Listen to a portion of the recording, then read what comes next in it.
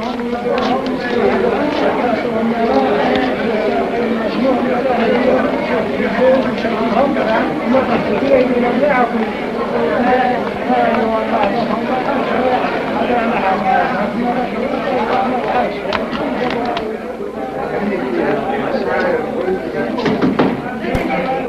in.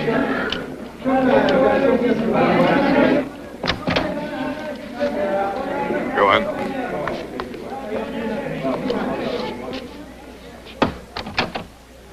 Sit down.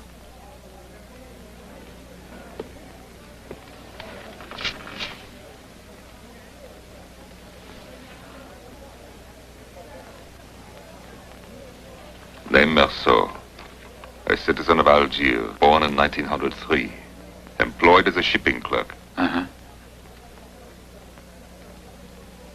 Have you made arrangements for a lawyer? No, in my case, I don't think it's necessary. But why not? I think my defense is quite simple.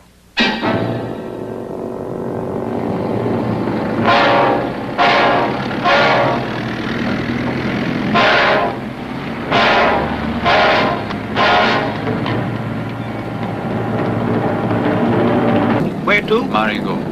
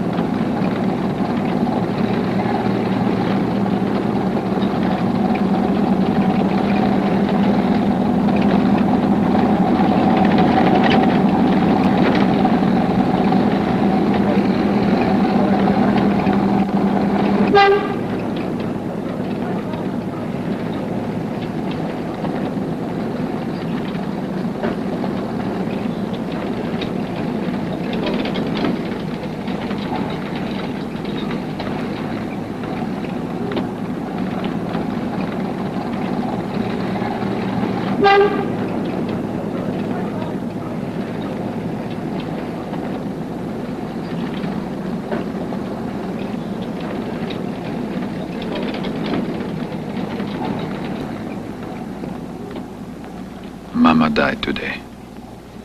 Or maybe yesterday. I'm not sure.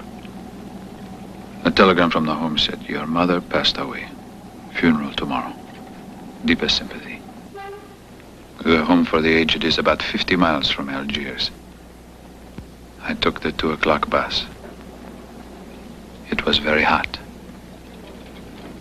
I fell asleep.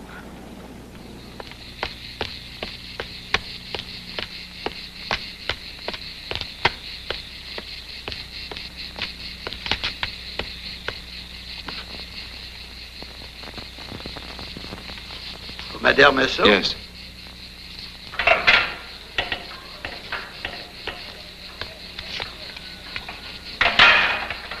Will you take me to see Mama right away? First, our warden would like to see you. Yes, all right. We'll have to bury her quickly. It's so hot out here on the plain. You know, in this part of the country, everything goes fast, even funerals. What an awful thing to say to Monsieur. That's not nice at all. Oh, that's quite all right. It's interesting, really.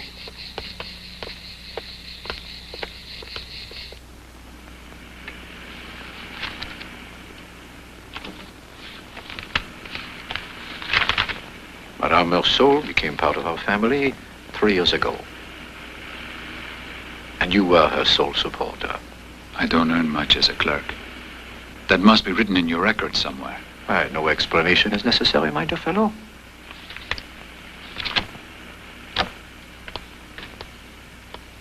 I suppose you wish to pay your respects now. I've had the remains placed in the mortuary to avoid upsetting the others. Gaston, would you be so kind? Take care of Monsieur Merceau for me. Yes, monsieur, of course. I understand. You just weren't able to take care of her. She needed a nurse, and you simply could not afford it. In any case, That's true. your mother was much happier here. You're right. We had nothing to talk about anymore. And then she hated to stay alone all day.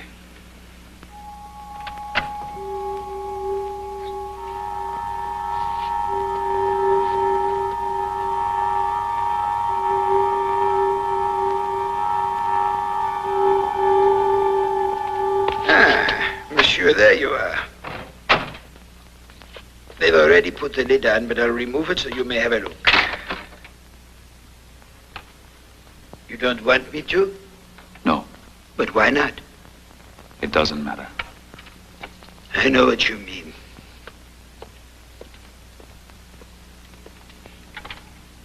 Why don't you sit down?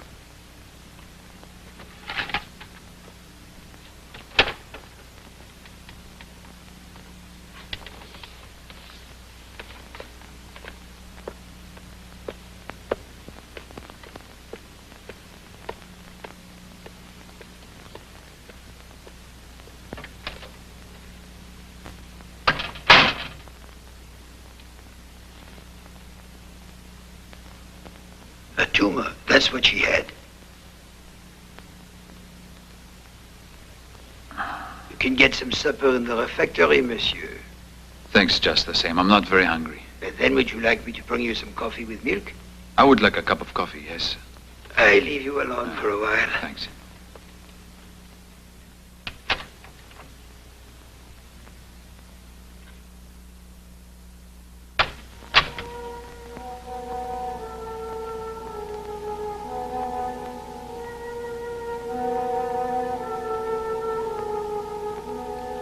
Night came very quickly above the skylight. The shadows deepened into black.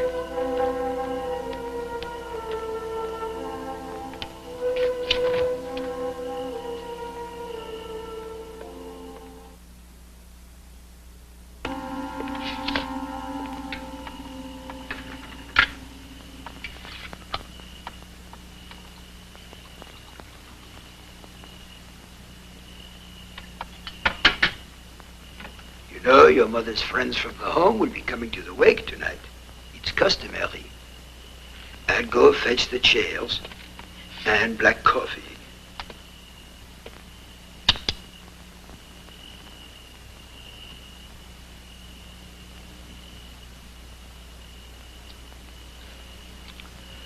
How long have you lived here? 6 years.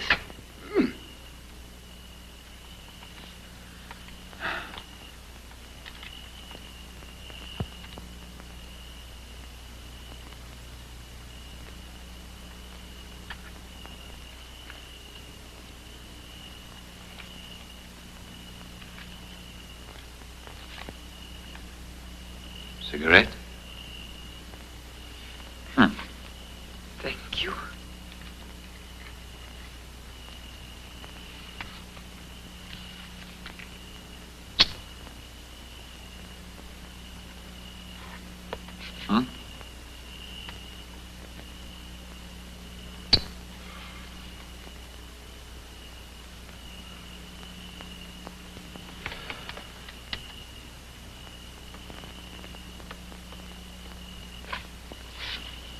Can't you put out one of the lights, monsieur? That's impossible because they're all on a single circuit. It's all or nothing.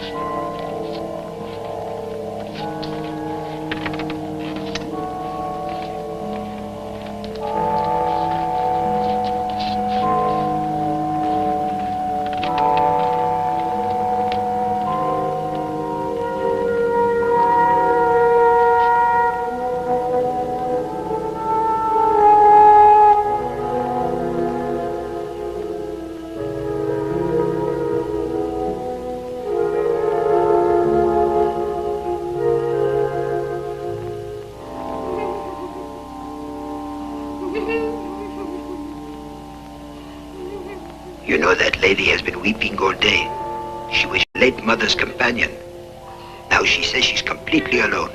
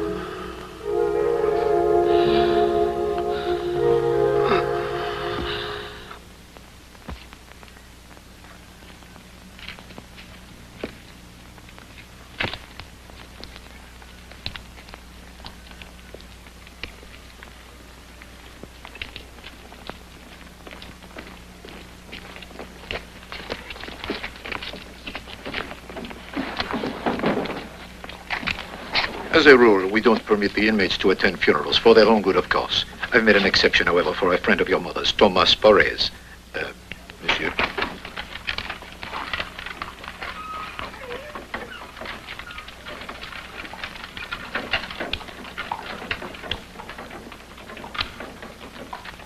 It's actually a touching little story. Monsieur Herriges and your mother had become almost inseparable. The other old people used to tease him about having a fiancée. Naturally, he was quite grieved by her death.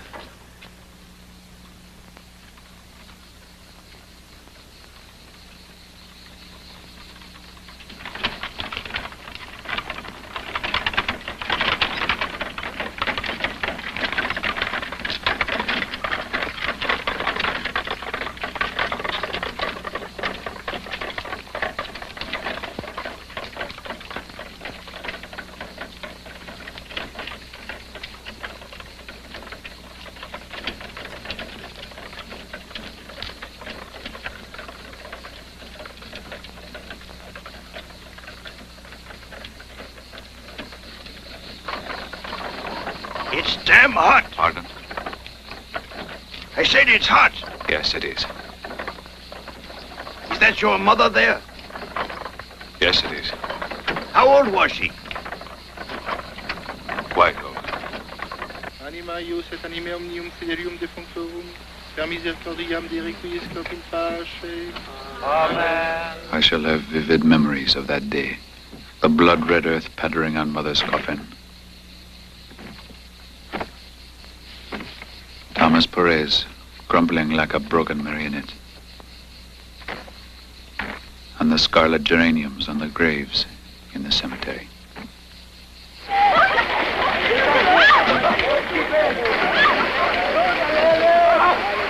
Excuse me.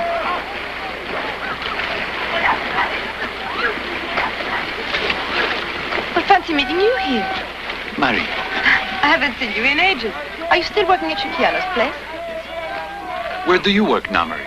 Oh, still at the place I went to when I left Chipiano's. I'm really sorry you didn't stay with us. Your job's much nicer.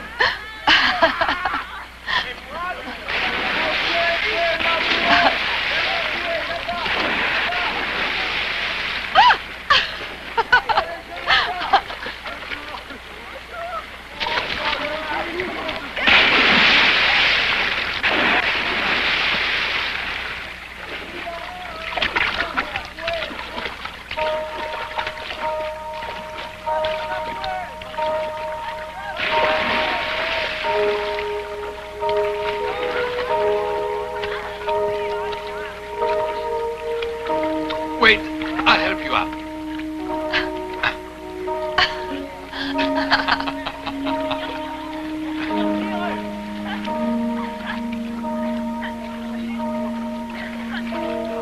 It was a mild day. We stretched out on the raft, and I lay my head down across her body. She didn't seem to mind, and so I let it stay there. The sky filled my eyes with blue and gold Under my head, I could feel Marie's stomach gently rising and falling. We lay on the raft for a long time, drowsy in the sun. Huh? Well, what do you say? Will you come to the movies with me? Can we see the picture with Fernandel? That'll be it. Are you in mourning? For my mother. When did she die? Yesterday.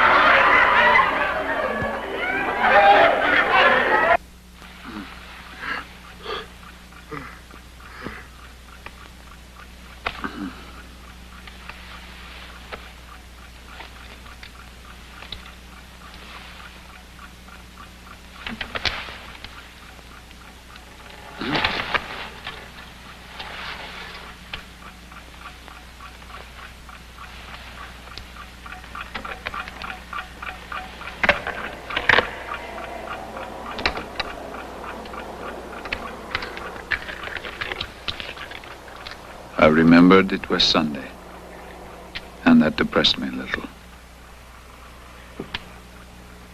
I don't like Sundays.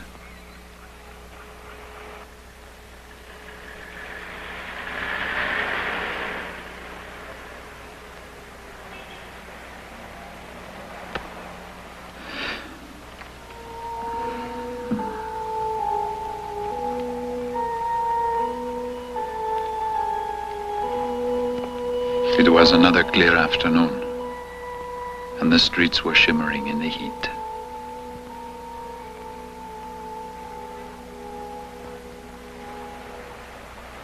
Only a few people passed by, but they all seemed to be in a hurry.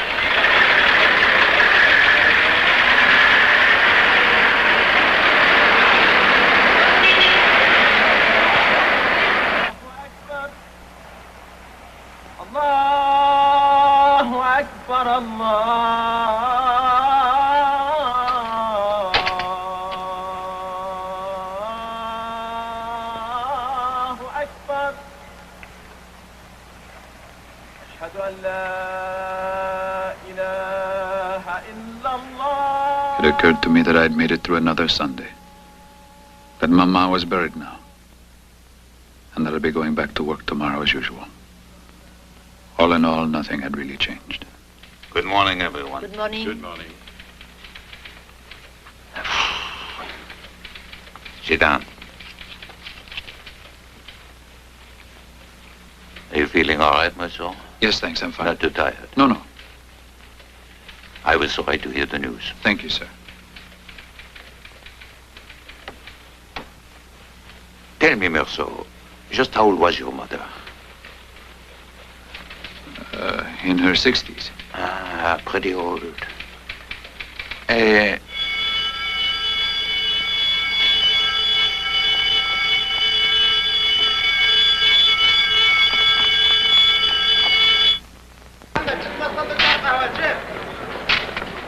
Emmanuel. Yeah.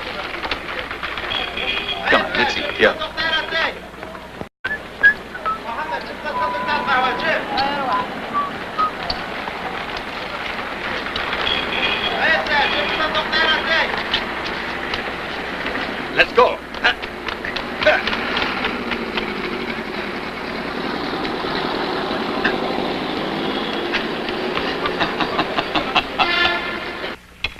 Hey, Celeste, we're here.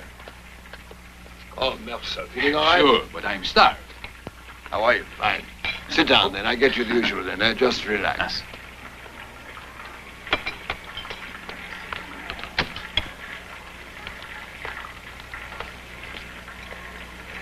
What'll you have? Salad first, then steak, Roquefort cheese, and coffee.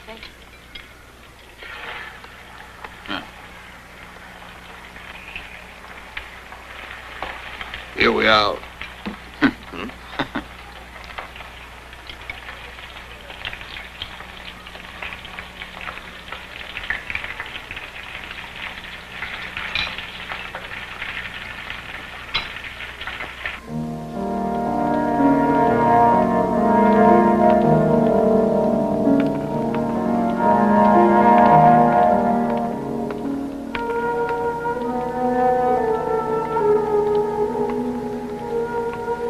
Good evening, madame. How are you, monsieur? Filthy mongrel, damn you. Has he done anything wrong? He's always in the way. Blast him.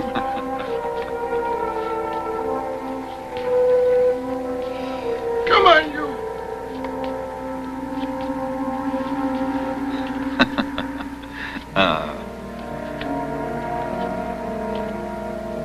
The way he treats that dog.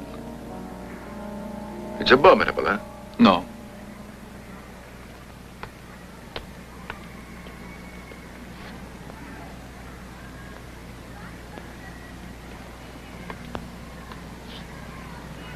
Hey, I got some pretty good wine. How about having something to eat with me? Thanks very much.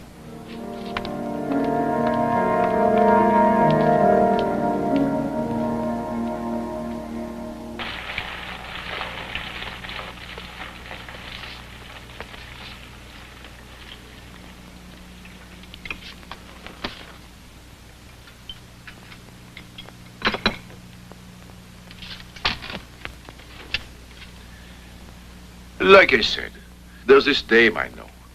An old mistress of mine.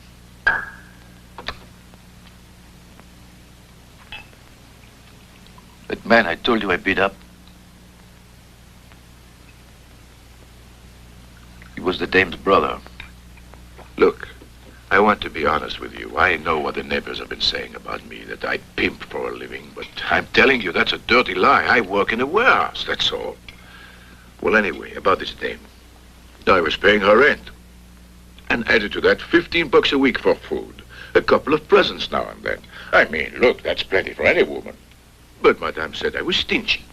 Said she couldn't make out with what I gave her. Look, I says, why don't you work a couple of hours a week, eh? It's about time you help me out a bit. Nothing doing, she says. And then I started figuring that something dirty was going on. One day, I found this lottery ticket in her pocketbook. And she wouldn't tell me where she'd gotten the money to buy it, you see? Then another time, I found a ticket from a pawn shop, proving that she'd hocked 2 bracelets. You follow me? Who the hell gave her those bracelets? I didn't give her any. It was somebody else. So I kicked her out, after beating her up. I bowled her out good, too. I said all she ever wanted was jumping into the sack, you see. But that isn't all, Monsieur Marceau. You'll be real sorry someday, I says to her, because with me you never had it so good. There were times I used to beat her, but to play around, that's all. Or she'd complain, scream a bit, then we'd end up in the sack. But no thanks. Just a little.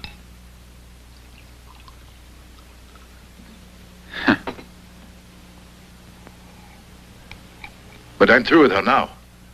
The beach has got to be punished. Look, I want some advice about that. At first, I thought I'd take her to a hotel, call up the police, and have her arrested as a prostitute. Then I figured I'd call a couple of friends I got in the business. But all they said was, why not mark her up? Except it ain't quite what I had in mind, you follow? So I thought I'd find out your opinion about it.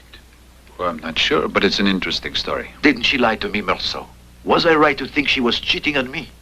Well, I guess it looks that way. Let me tell you what I have in mind.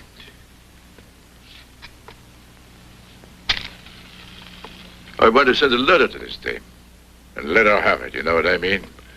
But at the same time, kind of try and make her feel sorry. When she gets here, I'll take her to bed. I wouldn't want to miss a chance for a good lay, you follow me? But as soon as we've finished, I'll throw her out for good and spit in her eye. What do you think? Well, that way, I guess she'll get what's coming to her. That's right. The trouble is, I know what I want to tell the bitch, but I'm so lousy at writing letters, you see. So I was hoping you might help me out. Would you mind writing it tonight? Huh? Why not?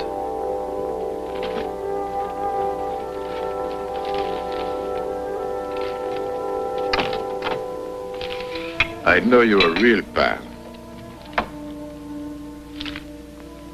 Her name's Yasmina. Yasmina Benanteur. Arab girl? Yes.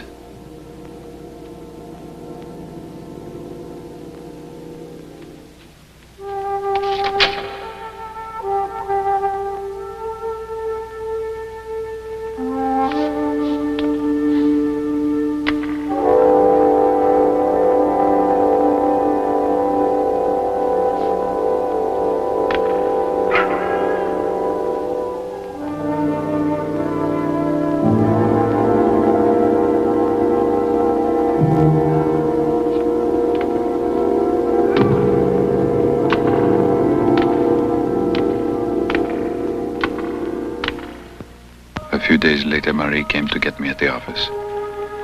We went for a long walk across town, along the crowded boulevards. The women were brown and beautiful, and I asked Marie if she didn't think so too. She said yes. I know what you mean.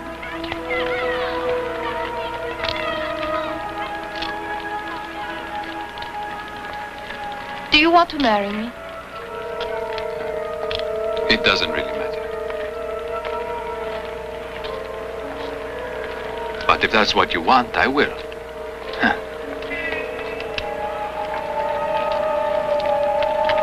Do you love me? No, I don't suppose I do. But if you like, we'll get married.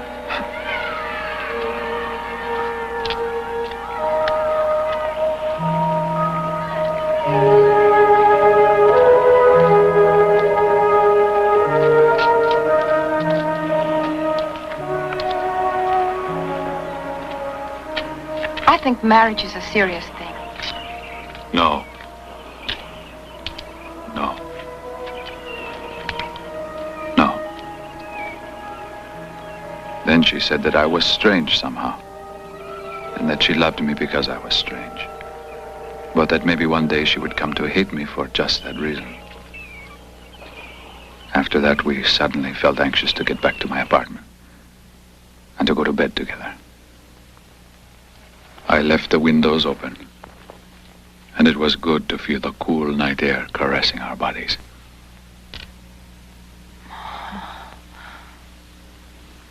Come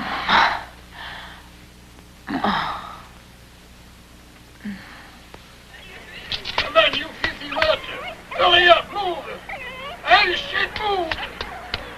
Ah, leave the door open. To let some fresh air in, all right? Sure. Look what I put on. Ah, what'd you get? Ah, perfect. You bastard! You lousy mud! What's that? Oh, that's gone on for 8 years. The dog has a very bad skin disease. Ah. It's almost bald, and it's all covered with scabs. And the old man looks exactly like his dog. And what's even funnier, the dog has learned to walk just the way the old man does. They're like twins, but oddly enough, they can't stand each other. Do you love me? That doesn't mean anything. But I don't suppose so.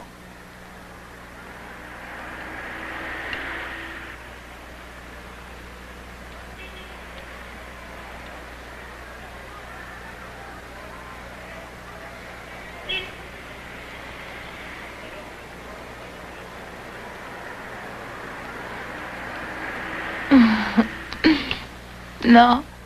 Yes, no.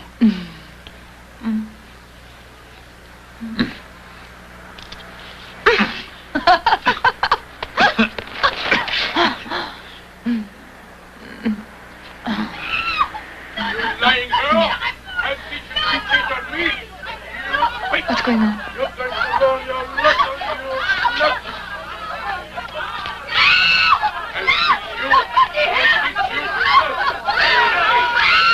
Oh, it's awful.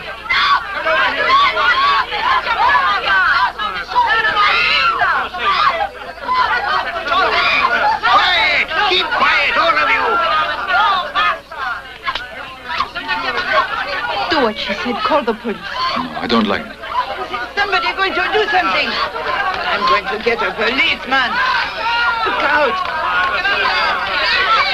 Oh, thank God the policeman's here. He's here. He's here. Up there, monsieur. Hi. It's murder. On the second floor. Oh, my God, higher. Out of the way. Get going. Go on. Go on.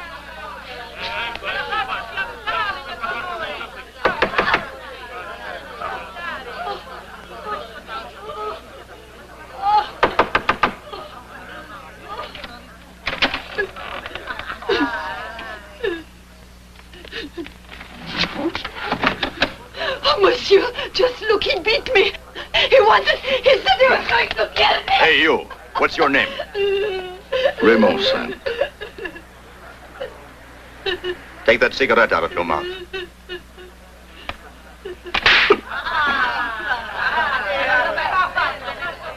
Can I pick it up now, monsieur? Yes, you can pick it up. You better show a little respect for the law.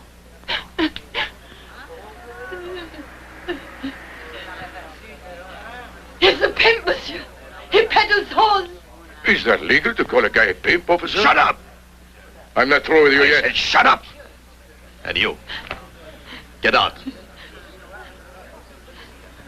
Go on.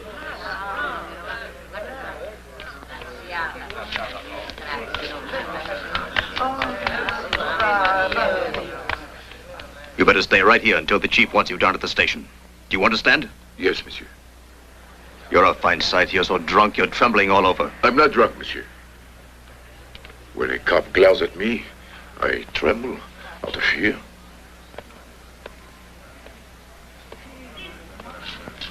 Clear out. It's all over, everyone. Get He should going. be kicked out of this house, the brute.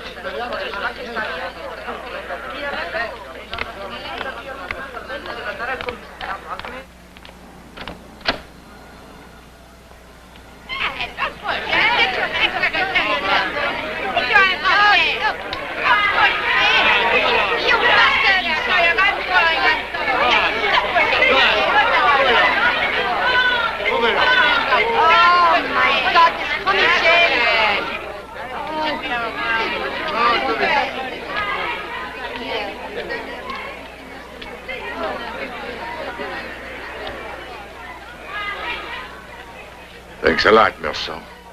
You're a real sport to help me out of this mess. Ha. You're a pal, you know that? That was right to tell him she cheated on me. Cops are all alike. I know just how to handle them. Say, did you think I'd hit that guy back? No. I mean, I don't care. I don't like cops anyhow.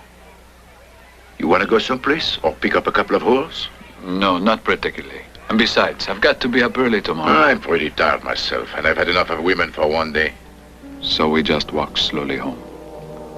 Ramon was very nice to me. And I thought what a pleasant evening it was.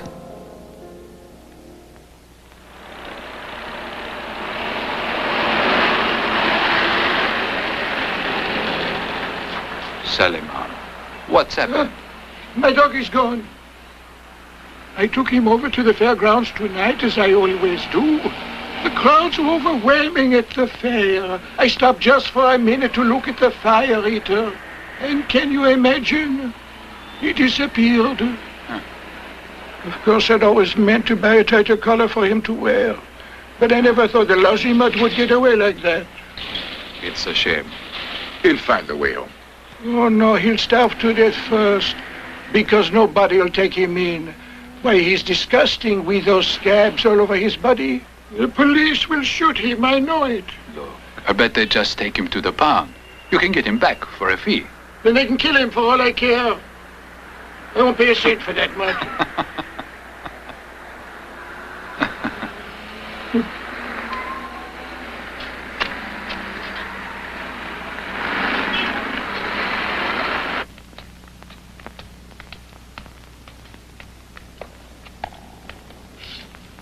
Well, good night.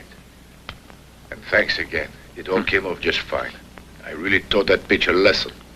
Good night. What do you think will happen, Monsieur Merceau, if they won't help me find him? What am I going to do? Why don't you go out and buy another dog? I'm already used to this one. I understand. Have you had him very long? Since my wife died. I never felt much affection for my wife, monsieur. But as time went on, I got used to having her there, and when she died, I felt so lonely. Then I thought about taking in a dog and asked an old friend for one. He brought it here, a tiny thing like that. It was so young I had to feed it from a bottle. But a dog's life is shorter than a man's, and so we grew old together, you might say. We've had some fights, he and I, but he was a very good little dog all the same, monsieur. He was a good breed. Huh? Oh, you should have known him before he was ill. That dog had a splendid coat everybody admired, but the trouble was he'd gotten very old, and there isn't any remedy for old age. Yes, I guess you're right. Well...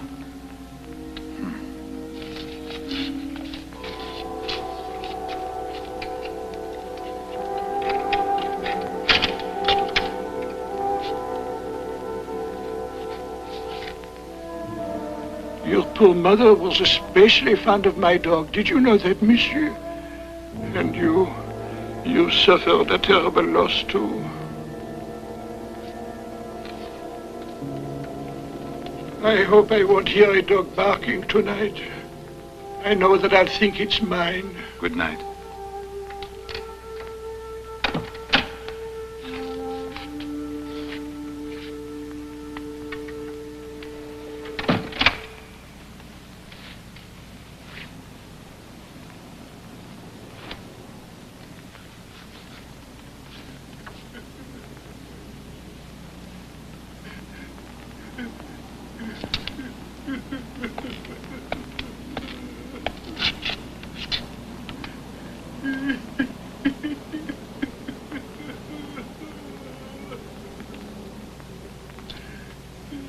I don't know why, but I suddenly thought of Mama. Yes, that's fine. All right. He's a pal. Name's Masson. Terrific guy. He invited us to his beach house this weekend. I told him all about you, yes. Sure, bring your girlfriend with you. Masson's wife will like having another woman come. Look, Ramon, I've got to hang up. I'm coming. Hold on, it's important. Will you hurry? I want to tell you another thing. Listen, I was tailed the whole morning by some Arabs. One of them is my ex-girlfriend's brother, you see. So look, tonight, when you get home, keep an eye open. And if you spot the guy, you let me know. It's very important. I will. You can count on me, Ramon. No, sir. What? Ramon, I've got to hang up. I'll talk to you later. Goodbye.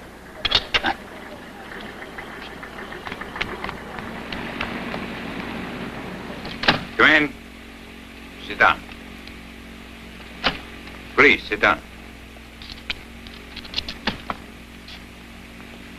Listen, Merceau, I have a little project in mind I'd like to discuss with you. I want to hear what you think about it. It's like this. I want to start a branch in Paris to allow us to deal more directly with the larger companies. I want to know if you'd object to being sent there. It would be a fantastic opportunity, and you could travel a good part of the year. But you're still young. You have a marvelous time in Paris. I guess so. But I don't really care. What? Aren't you the least be tempted by the chance to change your life? But it's impossible. to change one's life. I might as well remain where I am. I feel reasonably content here. Why must your head be up in the clouds all the time? You've no ambition, my friend, and you cannot succeed without that. I'll talk to you later. You can go for lunch.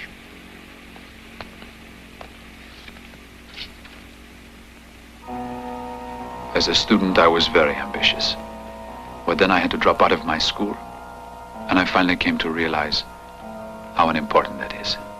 So I'm sorry. It's just that... Excuse me.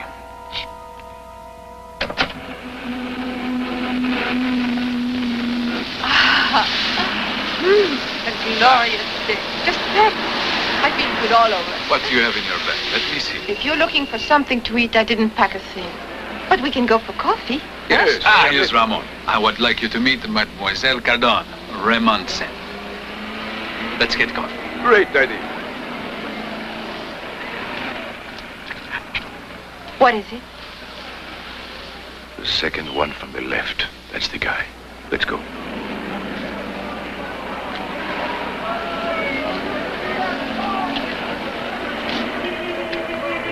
Hi. Is anything wrong? Oh, just an Arab Ramon had a fight with. Here comes the bus. Let's go then, unless you want coffee. We can always get some later. No point in wasting time. Thank you.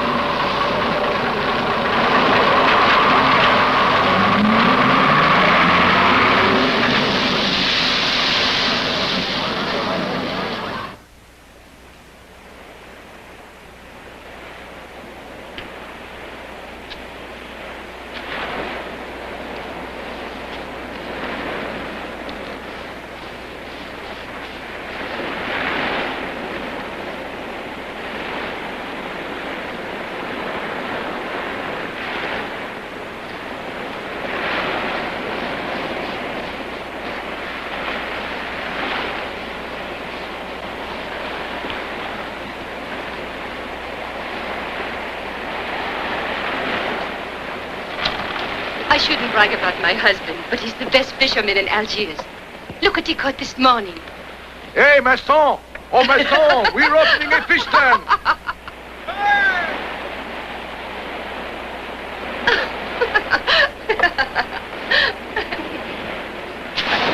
Wait for me! Wait for me!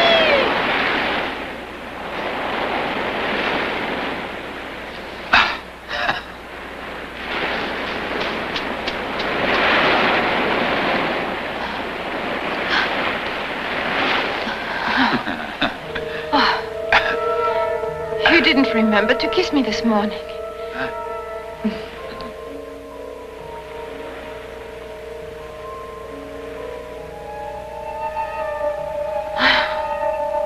I was thinking, why not tell your boss you just reconsidered everything he said and accept that job in Paris next year? I'd come with you, naturally. I'm dying to see Paris. I lived there once. A long time ago. Isn't it pretty? Dirty as hell. Pigeons, and their courtyards. People with pale faces.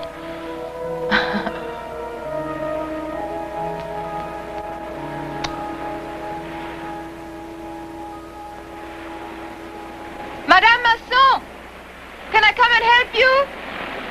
It's not fair for me to sit by and let you do all the work. No, stay there. I can manage just fine. It's all right.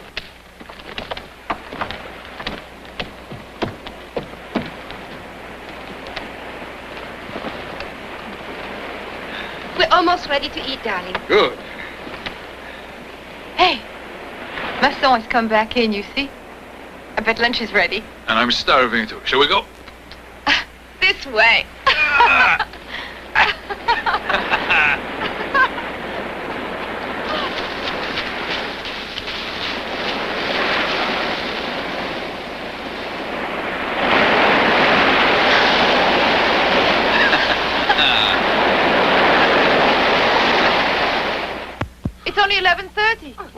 Really? It's true, everybody. Incredible. I don't believe it. We had lunch earlier than usual. As I always say, when you're hungry, it's high time to eat.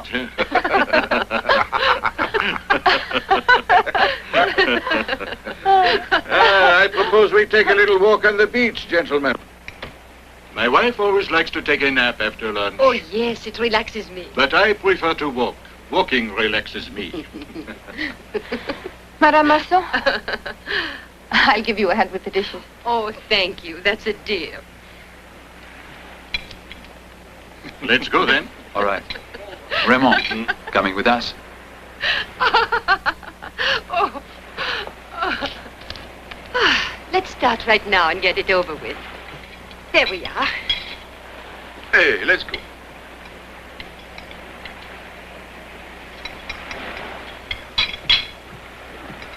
And when you return, you'll find us curled up asleep like little dolls.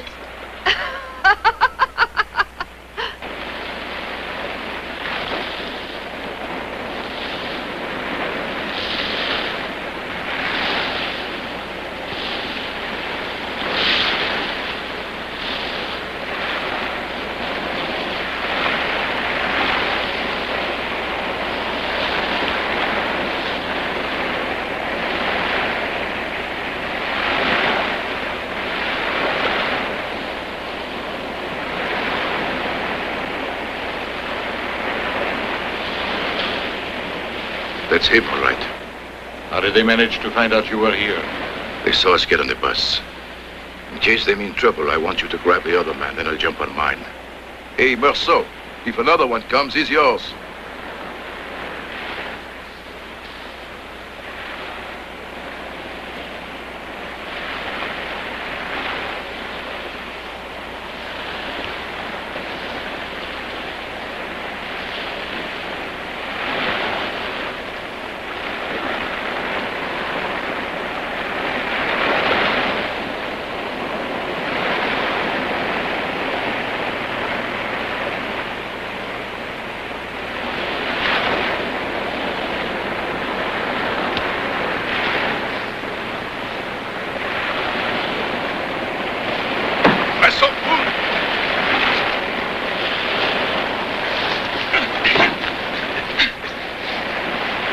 Gonna rip him apart. He's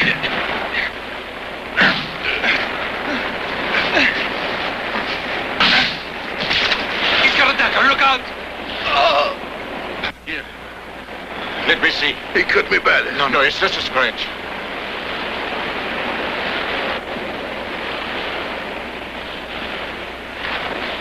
My face, look at that. I tell you, it isn't bad, Lamont. You're okay. Come on, let's get you back to the house.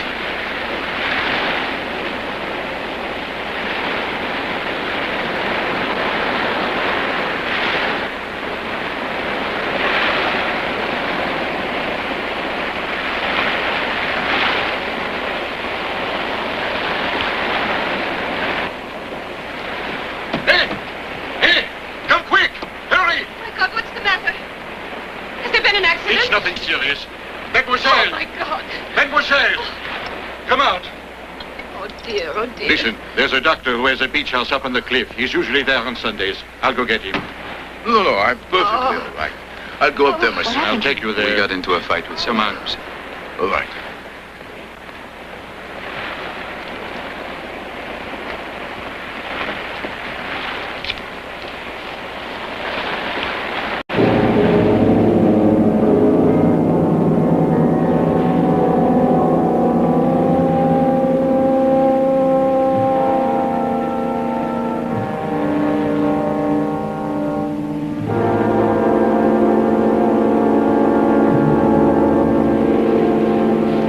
Shut up, will you? Wait a minute. I said shut up.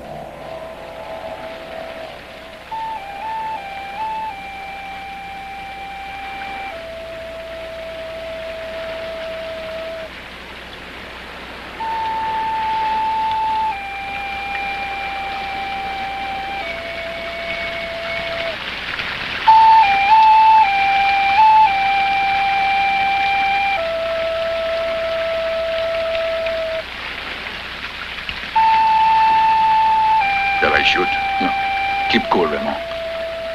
It isn't fair to fire in cold blood. All right, first I can bait him, then I'll shoot. No. Be sensible, Ramon. Hand me the revolver. Just rough him up a little. If he pulls out his knife, I'll take care of him.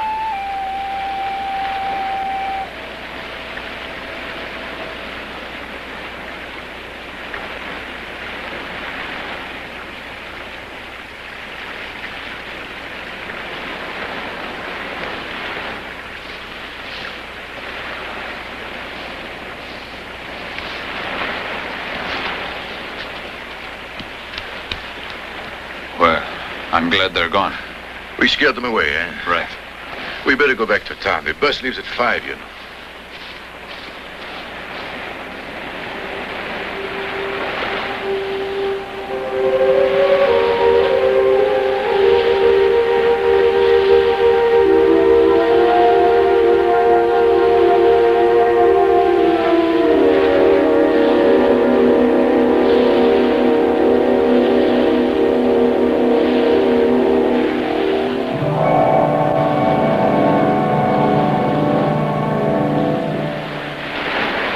Mademoiselle Marie. It's time to go. Hurry up.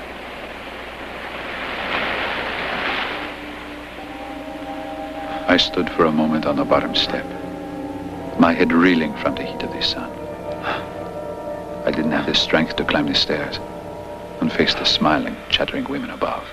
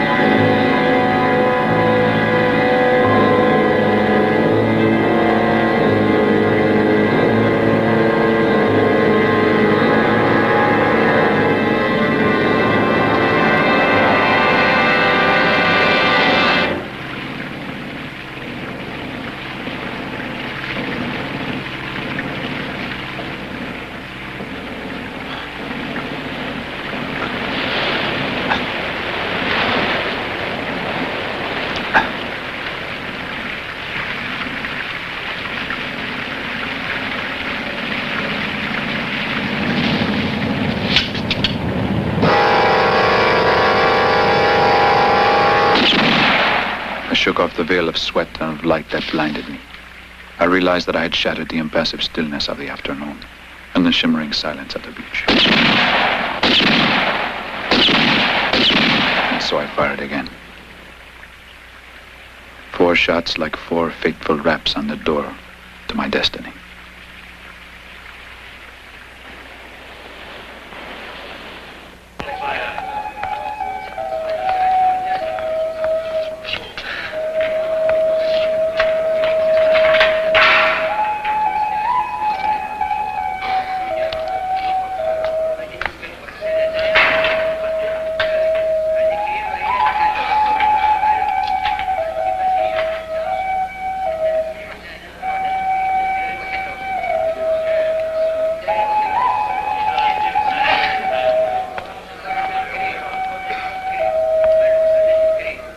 I was caught robbing a store.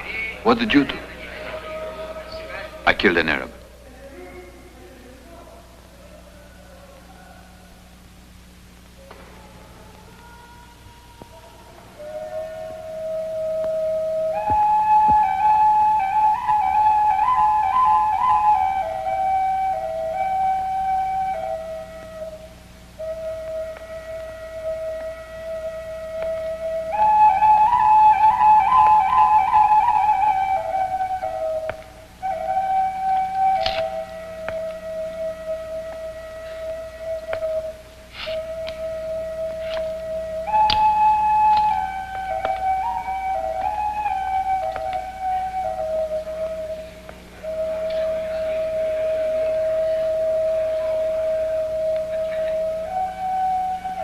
When you want to sleep, take this mat and use it as a pillow.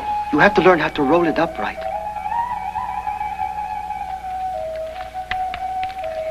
Like that? Do you smoke? Uh-huh.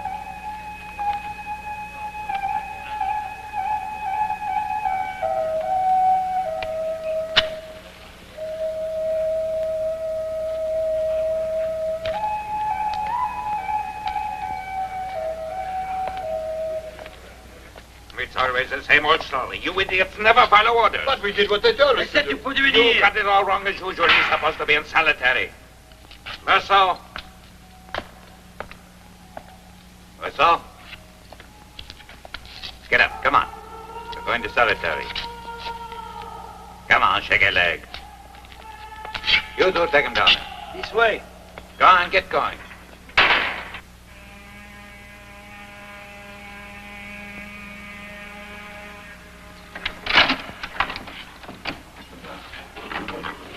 I'm your lawyer. The court appointed me.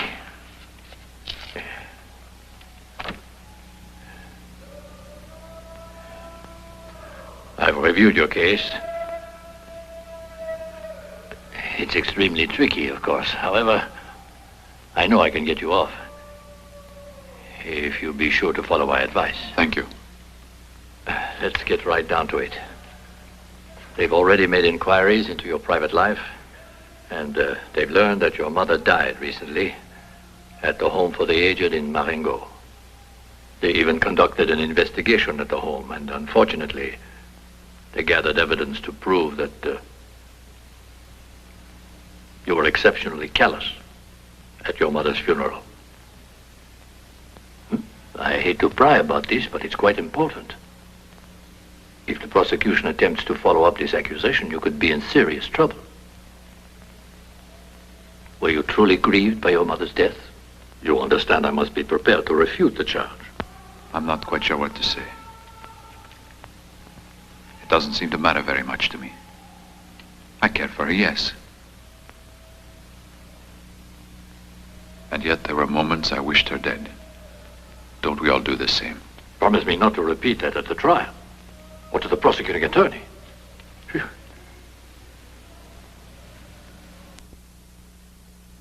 You see, the day that they buried Mother, I was tired like a sleepwalker. I stumbled around like I was in a daze. Naturally, I'd prefer that Mama was alive. That isn't enough, Merceau. Is it all right to say you were stifling normal emotional reactions? No. It'd be a lie.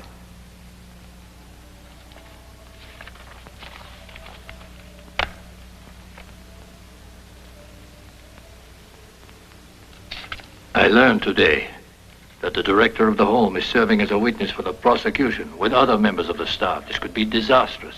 But that has absolutely nothing to do with my case. You haven't been involved with the law before, have you? Tell me, did you love your mother?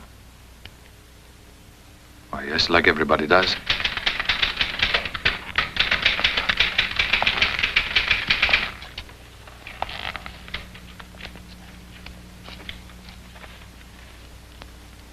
You fired 5 shots, is that right? One after the other. No. At first I only shot once. Then I fired the others a little later. I see. But what's the reason for your waiting between the initial and second shots?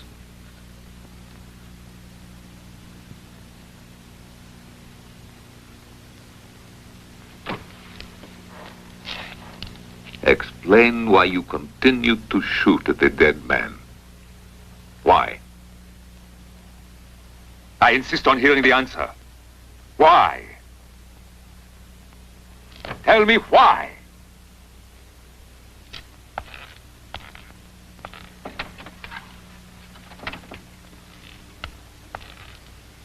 Do you see? Do you realize who this is? Yes, I do, monsieur. I believe in the Lord God. I believe that even the vilest sinner can obtain forgiveness in God's eyes. But first the sinner must become like a child, and in true repentance, bear his ailing soul to God.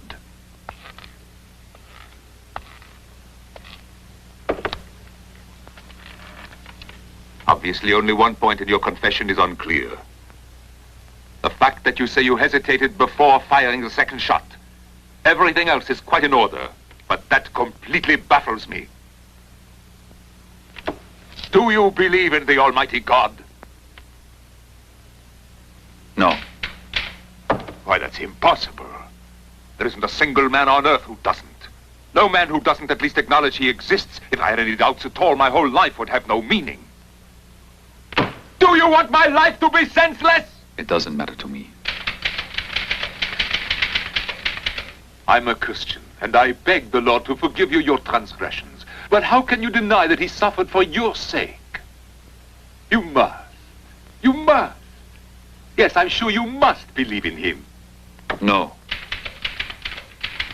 I've never in all my life seen a soul as hardened as yours is. All the criminals who've come here shed bitter tears on seeing his precious image.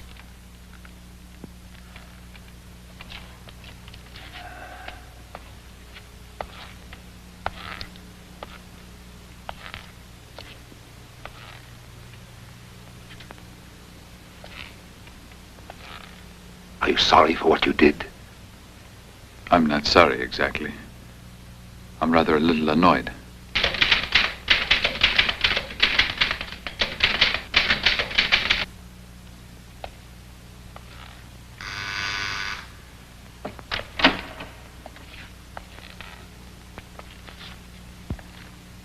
That will be all today, Monsieur Antichrist.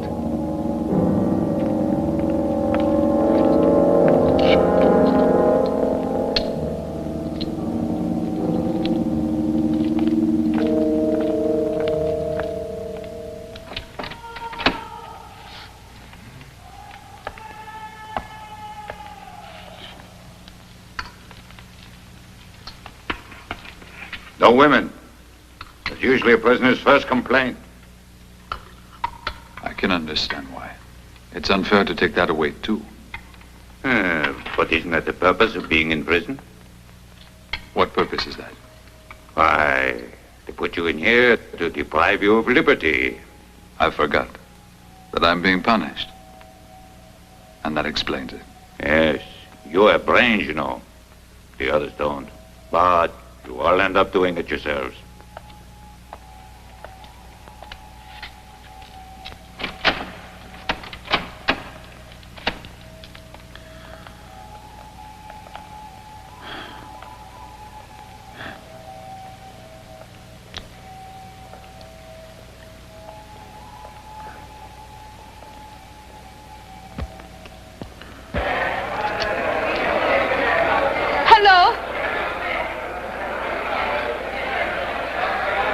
Did you want? Jean won't keep him for you. So I bowled her out, and guess what happened? She started screaming, "Keep your filthy mouth shut!" Raymond said to send his best to you. Mine to him. You feel better? Oh, yes, I brought him home Monday.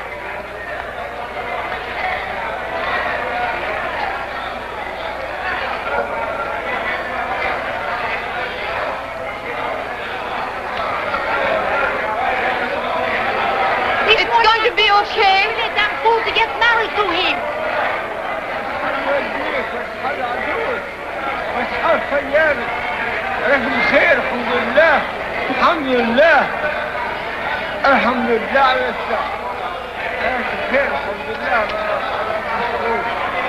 When you get out, we'll get married, okay?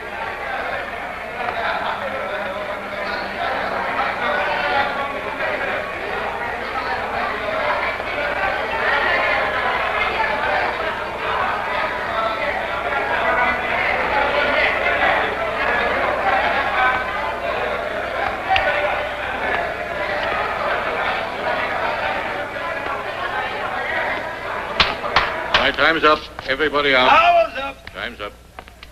This way out. All right. Time's Come on, everybody out. All right. Time's up. This way out. Everybody out, please. You'll be acquitted. We'll go swimming at the beach. This way. Time is up. Goodbye, Mama. Goodbye, my son. Time is up. I don't think they let me come to see you again. They said they can't give me permission because we're not married. Time is up. They said I could come just this once.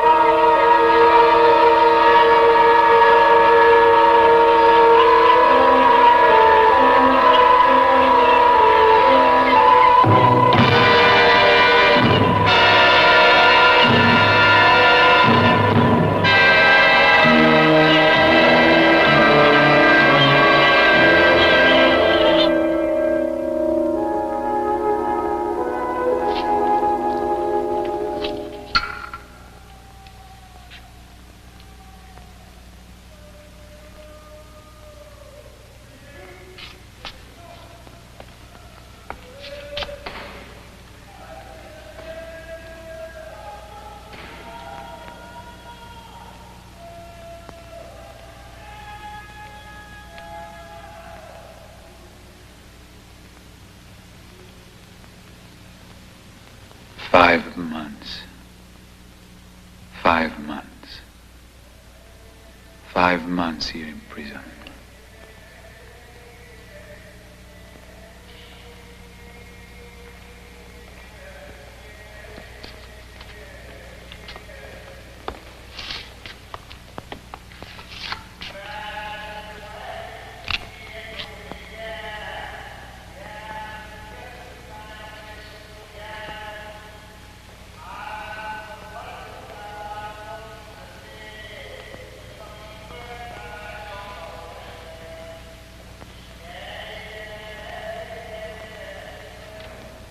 The summer had slipped away and quietly returned. Shall we begin? And now the court shall touch upon matters which initially appear unimportant, but that bear most directly on the matter at hand.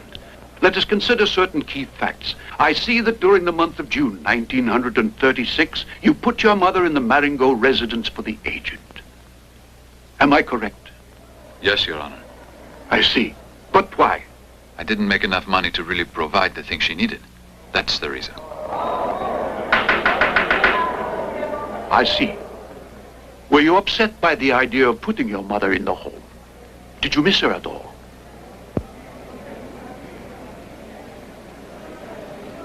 We'd both become totally independent of each other. And anybody else.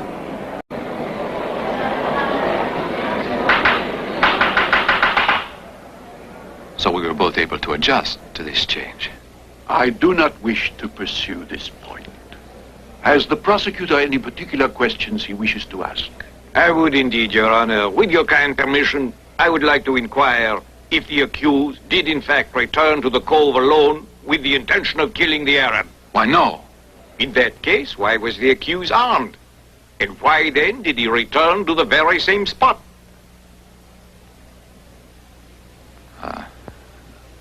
I guess just by chance. Your Honor, that is all for the moment. Counsel for the defense objects, Your Honor.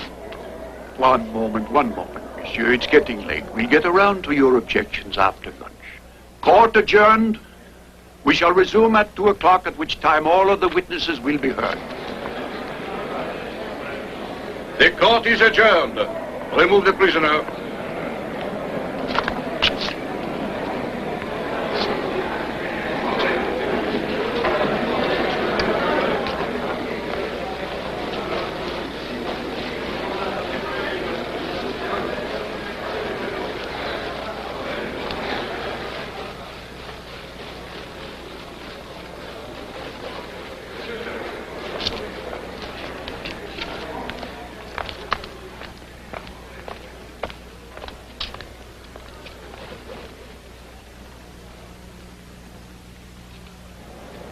I would like to inquire if on any occasion the mother of the accused expressed displeasure with her son's conduct. Yes, many times, Your Honor. But that's to be expected. Our guests always complain about their relatives. Very well. I would also like to know whether it appeared to you she resented the fact of having been sent to your institution. Yes, Your Honor.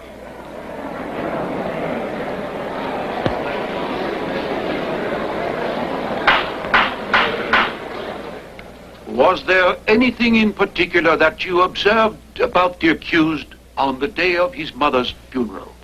Yes. He seemed unusually calm and composed. I must in all honesty say that I was shocked by his behavior. He refused to see his mother's body. He did not shed a single tear, and he hurried off as soon as the ceremony was over without even pausing to pay his last respects at the graveside. Very well. If there are any questions that the prosecutor wishes to ask at this time, he may now proceed. Oh, no. That's all I need to hear.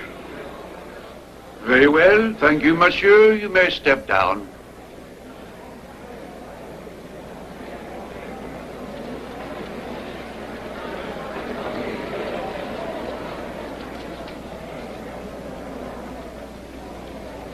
He told me he wouldn't see the body.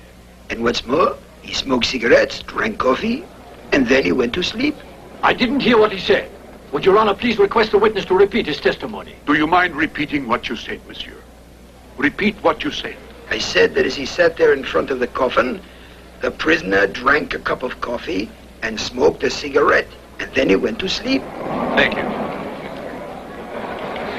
Your Honor, may I have the floor? Would Your Honor be so kind as to ask this man if during the wake he did not also smoke a cigarette? Who was on trial here? Does my learned colleague think that by slandering an honest witness, he can shake the abundant and cogent evidence against the accused? I accepted the cigarette only because the monsieur offered it, and I didn't know how to say no, Your Honor. I see. Does the accused have anything he would like to add? No, nothing.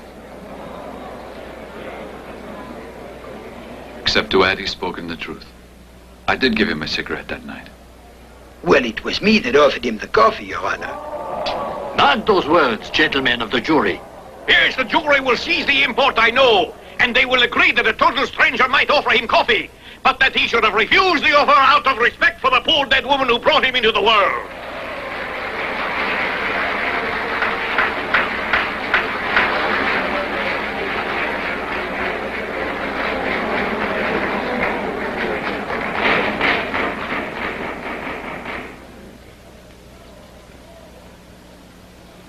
Monsieur Perez, would you please tell the court how the accused behaved on the day of his mother's funeral? You must understand, Your Honor, I was very, very upset that day. And I honestly didn't notice him at all, especially since I fainted, Your Honor. How could I keep my eye on Monsieur? Tell me, did you see him cry? No. Mark those words, gentlemen of the jury. But can you swear to the court that he didn't weep at all? No. These whole proceedings are a mockery. The truth is false and lies are true. Well, that will be all. Don't worry, it's going to be all right. Everything's going beautifully. Count on me. Somebody tell me what's going on. I can't make head nor tail out of this. Now then, Monsieur often ate in your restaurant? He was a good customer, Your Honor. But he was also a good friend. I see. Why was he a good friend? Just because he's a truly good man. Exactly what do you mean by that? A good man, Your Honor. There's no other definition. Order, order, order, order, order. Did it ever appear that the accused found it difficult to, communicate with the rest of it? He wasn't a big blabbermouth, Your Honor. Did the accused always settle his accounts with you on time, monsieur? Always, without hesitation. With the court's indulgence, I would be very much interested to hear your opinion of the crime he committed. It seems to me it was an accident, monsieur. An unfortunate turn of events that sums up my opinion. I see. That is all. You may step down. I'd like to say another thing, Your Honor. Proceed, monsieur, but please be brief. He didn't mean to kill. The court will decide that. It's obvious that our function here is to meditate and to judge. Thank you and farewell. That is all.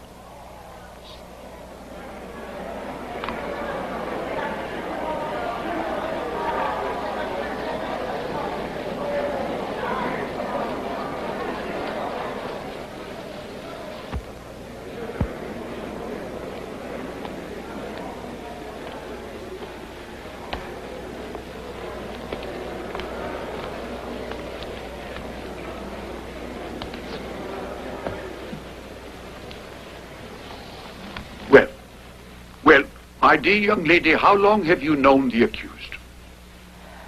About 3 years. Please speak up. About 3 years. I'd been employed in the office where Monsieur Merceau worked. And what is your relationship with the prisoner? Not to be indiscreet. I'm his girlfriend. We want to get married. I would like to ask Mademoiselle Cardona to tell the court the exact date on which her relationship with the accused began. It was the first Saturday in the month of July last year, to be exact. I see. The day after the funeral of Madame Merceau.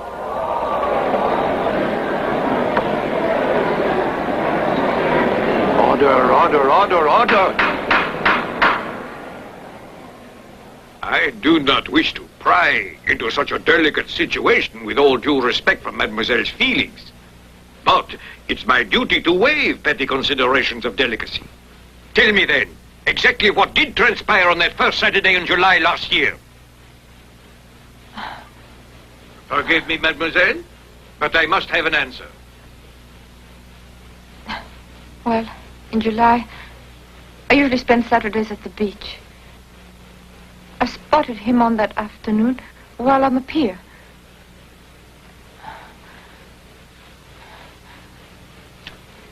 I spent about an hour swimming and sunbathing with him that day. Afterwards, we decided to go to the cinema. Then, back to his room. He asked me to spend the night with him. Mademoiselle Cardona has just told the court precisely what she testified to the examining magistrate during his investigation. As a result, Your Honor, I consulted newspaper listings on that day for the cinema, but I prefer to ask Mademoiselle Cardona to specify what kind of film they went to see that day. It was a film with Fernandel. Ah? Gentlemen of the jury, the day after his own mother's demise, he sported at the beach, began an illicit liaison with a lady, and gay as a lark watched a comedy at the movies.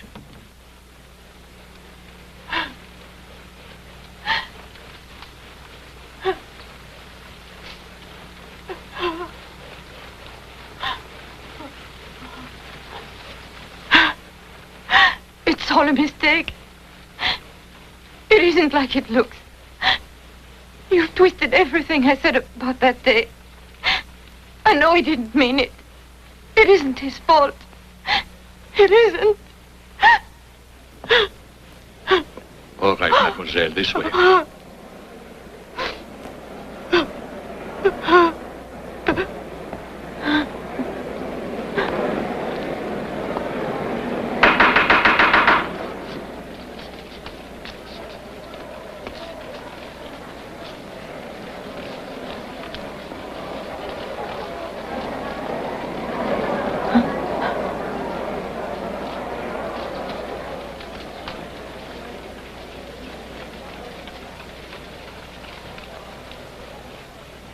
He treated my poor dog with kindness.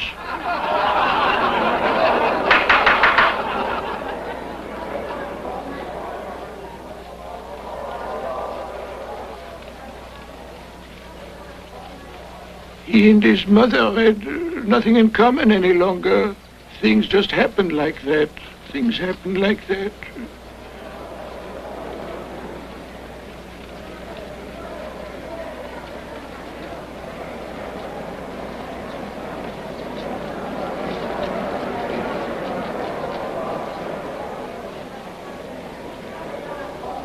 Your Honor, I'd like to say that he's innocent. You weren't summoned to pass judgment, monsieur, but to state facts. Just to answer the questions when they are put to you. Would you tell the court exactly what was your relationship with the victim? To begin with, I'm the only man that the victim hated. That's because I'd fooled with his sister. Did the victim have any reason whatsoever to dislike the accused? None at all.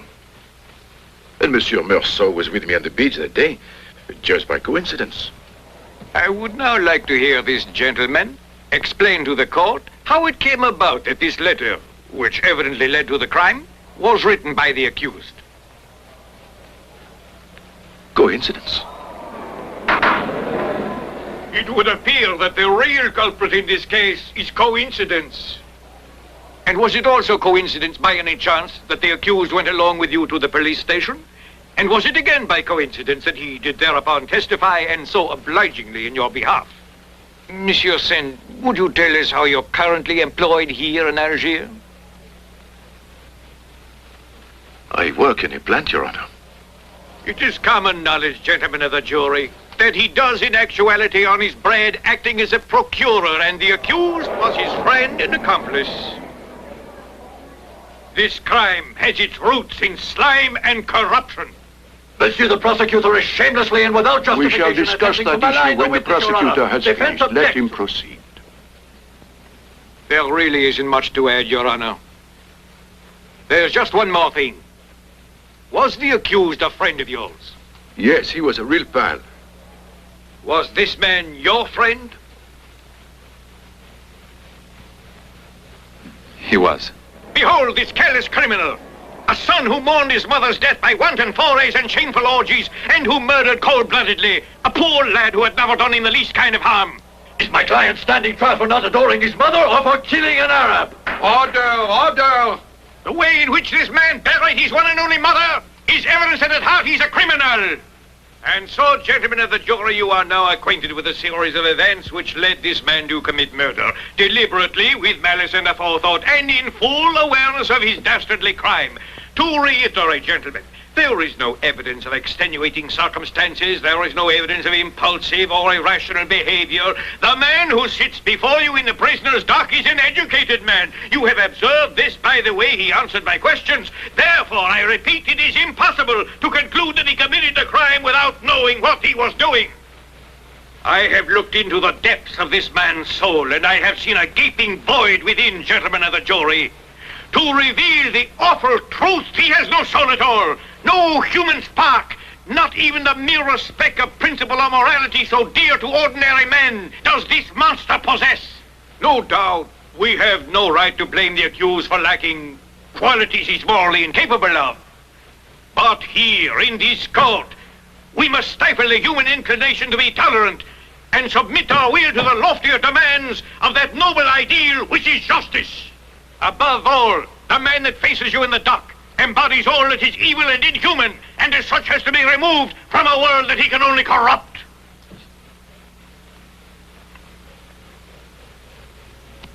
This very same court, monsieur, will try here tomorrow what seems to me to be the basest crime of all. Patricide, monsieur. And yet I must say this. The horror that even the crime of patricide inspires in my breast is but a pale reflection of the horror inspired by the callousness of the man you see before you. This man, who is morally guilty of his mother's death, is no more fit to dwell in the society of man than the vile son who slew the father that begot him. And so, without a single reservation in my heart, I ask that you impose the death penalty upon this man. It's often been my duty in the course of my long career in court to ask the extreme penalty of death. Yet duty plays no role in this affair. I feel that I must give way to my conscience, my heart, not duty. My conscience therefore compels me to seek the death penalty in this case. Because my conscience is repelled by this criminal, this monster devoid of any vestige of human feeling.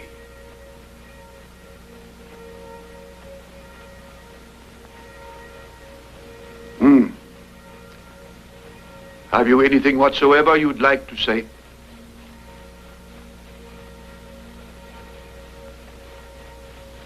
Simply that I didn't intend to kill the Arab. The court will take note of your statement. You see, I'm at a loss to fully understand your defense.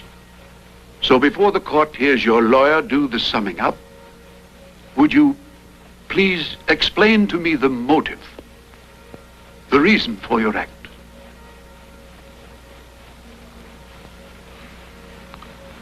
Well, it was... I think it was the sun.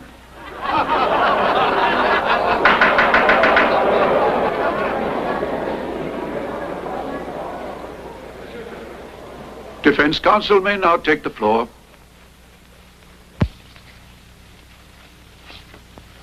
Gentlemen of the jury, I killed a man. That I confess. Why did he say that? Lawyers always talk that way. But I, too, have looked into the depths of this man's soul for a time. But I don't happen to hold the opinion which my erudite friend and colleague has put forth. And I have found his soul, in fact, to be as crystal clear as a shining fountain.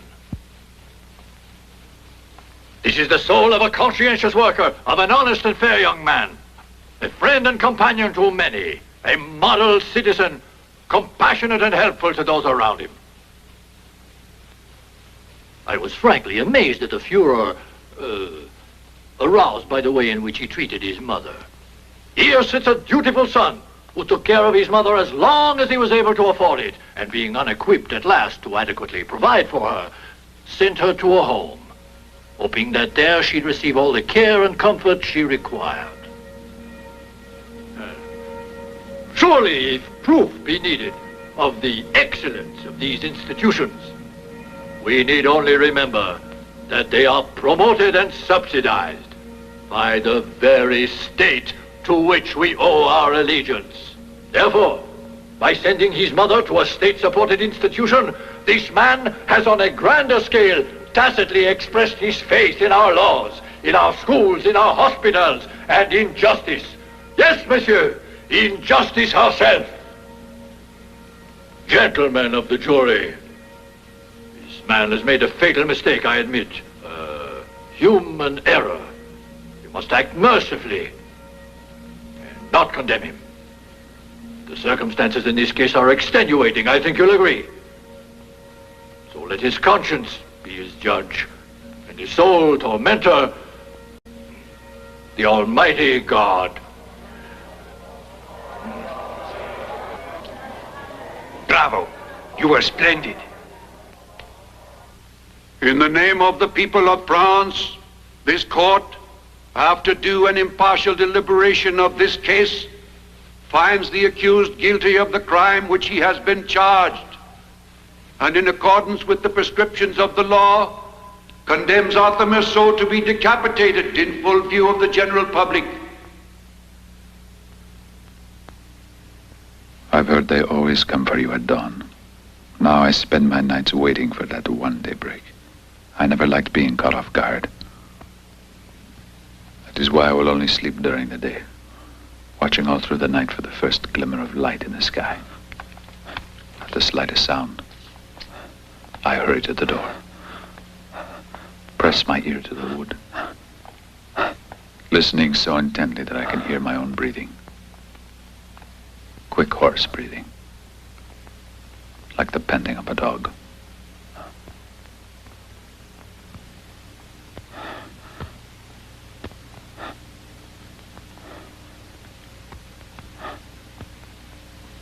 Then my frenzy subsides, and I know I will live another 24 hours.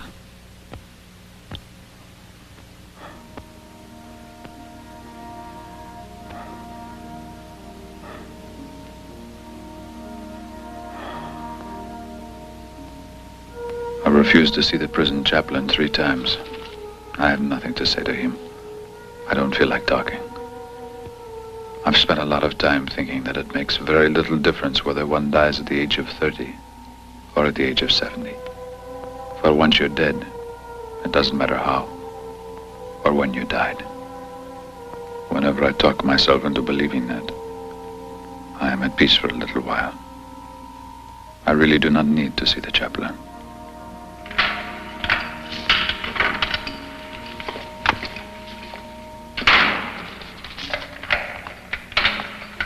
Don't be afraid. You usually come. At the last moment.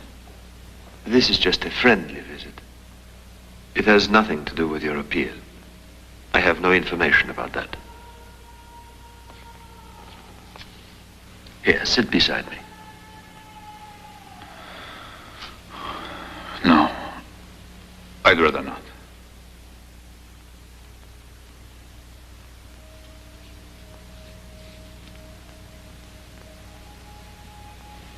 Why wouldn't you let me visit you? I'm an atheist. How can you be sure there's no God? Why bother about it? It seems to me that's not really important.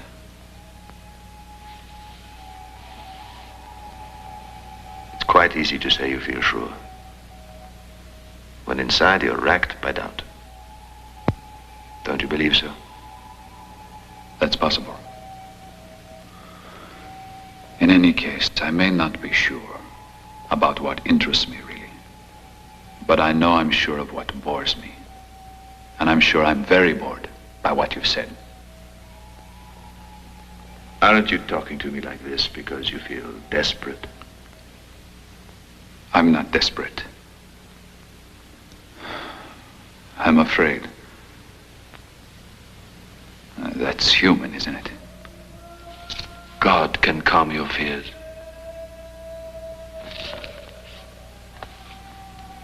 My friend, I'm not telling you this because you're condemned to die. We are all condemned to die. But not by execution.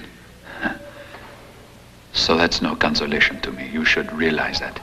I do. But you have to die someday, whether it's now or later. And then the same question will arise. How will you face that terrible final hour? In exactly the same manner as I'm facing it this moment. Have you no hope at all, then? Do you truly believe that nothing remains after you die? Right.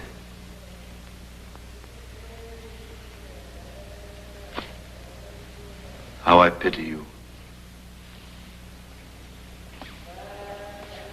Life must be unbearable for you if you think like that. Listen to me. I'm sure that your appeal will be successful, but that's not what concerns me. You are bearing the burden of great sins which you must atone for. Man's justice is nothing at all. Only God's justice matters. I was condemned by man's justice. Man is powerless to offer you redemption. Sin means nothing to me. They've condemned me for an act that I've committed. So I'm paying the price. You may ask no more of me than that. You're wrong if you believe that. You'll be asked to pay more. A lot more than you imagined. What is that? You'll be compelled to see, to confront. Confront what?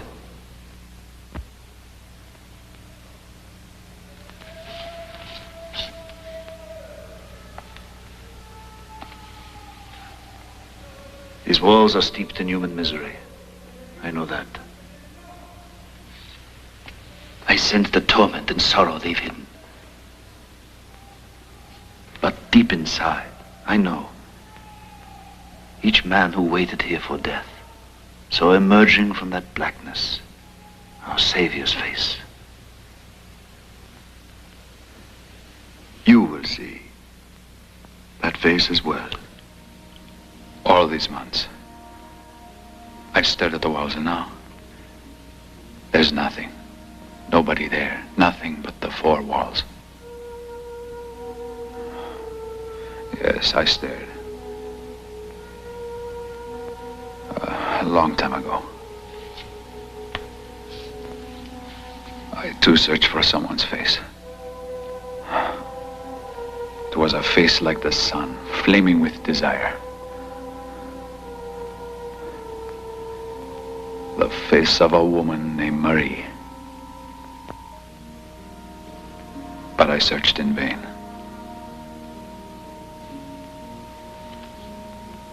It's all over now. I've never seen anything emerging from these filthy walls. Won't you try to pray then? No. Do you prize the things of this earth so much? Huh?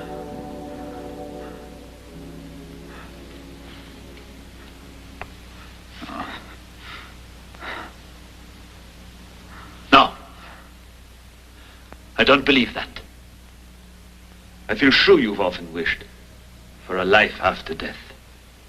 Of course I have, who hasn't. But in the same way that I wish to get rich, to travel all over the world, to have a better shaped mouth. It's no more important than that. When you think of dying, tell me, how do you envision what follows? A life where I will remember all of this. I'm sick and tired, monsieur. Leave me. Time is precious now. I don't want to waste it on God. Why speak to me as monsieur? Call me father. You're not my father. You stand with the others. My son, I stand with you. But you remain unaware because your heart is filled with hate. I shall pray for you then. I don't want you to pray for me. You're so certain about everything. Not one of your certainties is worth a single strand of a woman's hair. You're not even sure if you're alive because you act like a dead man. And it looks like I have nothing. But I am sure of what I am. Sure of everything. Sure of my life and now even my death. I only know that. But I'm sure that it is the truth for me. My mother doesn't matter. Nobody matters really. But especially not your God. Or how I chose to exist. Or thought I did. The others will also face this fate. As will you, don't you understand? What difference does it make if a man's accused of murder and executed for not weeping near his mother's body? Or that old Salimano never loved anybody but his mutt? Or that Marie wanted me to get married? What difference does it make if Ramon is my friend just like Celeste? Or is a better man than his? And what does it really matter if Marie is kissing another man today? But don't you see, you must die just as I die. But I'm sure of what I face. All right, let go my of future. him. That's enough. Let him go. Let him go.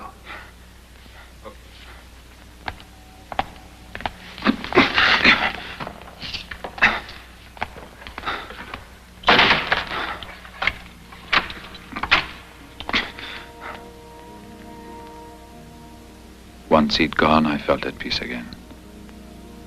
I think I must have slept because when I opened my eyes, the stars were shining down on my face. The sounds of the countryside floated into my cell with the cool night air that smelled of earth and salt and that fanned my cheeks. The marvelous peace of the sleeping summer night washed over me like the tide. Then, just at the edge of daybreak, I heard a ship's whistle. People were starting on a voyage to a world that had ceased to exist for me.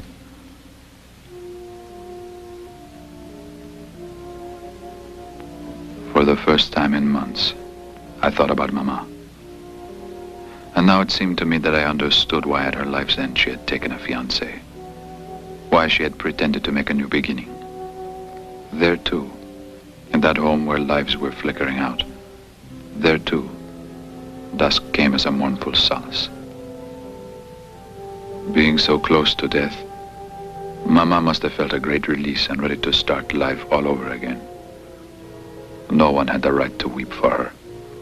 And I too felt ready to start life all over again. It was as if my great rush of anger had washed me clean, purged me of hope, and gazing up at the night sky for the very first time, I opened my heart to the sweet indifference of the universe. And I felt that it was so much like myself, almost like a brother, that I realized that I had been happy, and that I was happy still.